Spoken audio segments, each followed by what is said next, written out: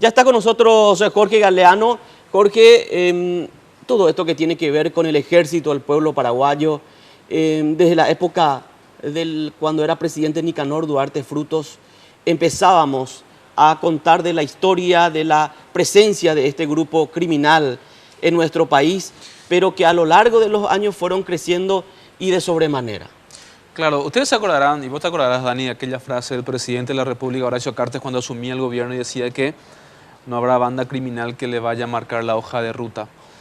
Bueno, nosotros haciendo un poquito un recuento de todo lo que representó el poderío del EPP en materia sobre todo de atentados y asesinatos, es increíble, pero al parecer la mayor cantidad de muertes se dio durante el gobierno precisamente de Horacio Cartes. O sea, de la misma persona que había dicho o había afirmado de que el EPP no le iba a marcar la hoja de ruta, bueno, pareciera ser que el EPP tomó estas frases al pie de la letra y empezó como que a... Le dieron respuesta al presidente Cartes. Como que respondieron, correcto, respondiendo a ese discurso que hizo el presidente. A ver. Vamos a mostrar una primera placa en la que vamos a hacer un poquito un análisis de lo que representa los asesinatos del EPP durante la era Cartes. En total, 29.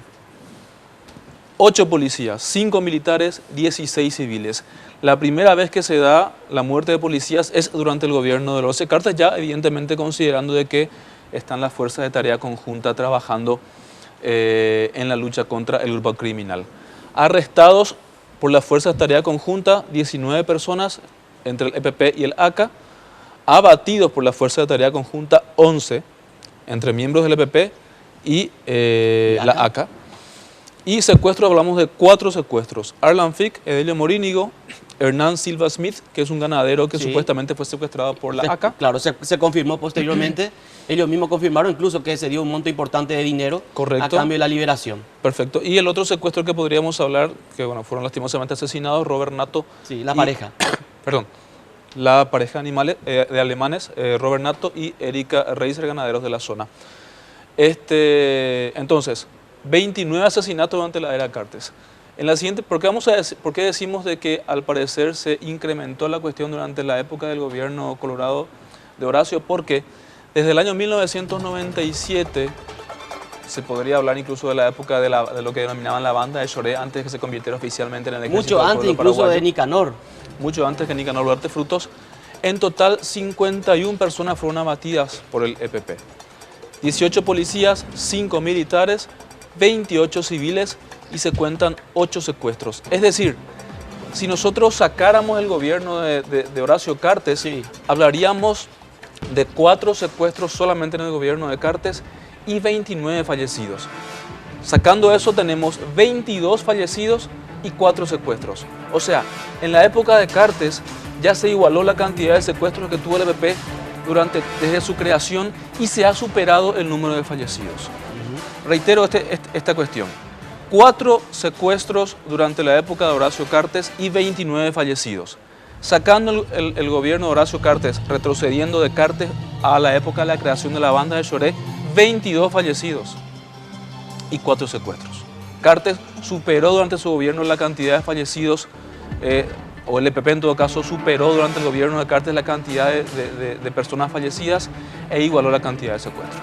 Bueno, los últimos, estos son algunas de las víctimas, por lo menos, de las personas que fueron, oficiales que fueron abatidos en este último enfrentamiento con este grupo guerrillero, narcopolítica o del ejército del pueblo paraguayo.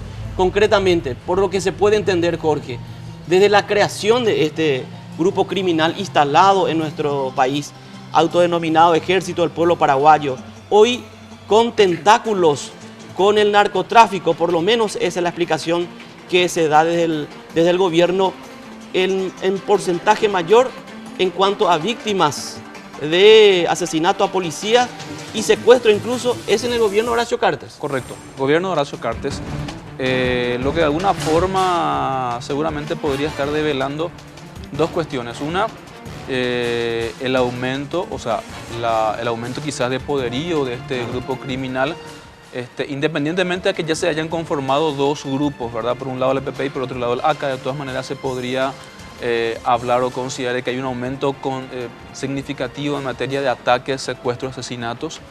Y por otra parte, quizás es una respuesta también a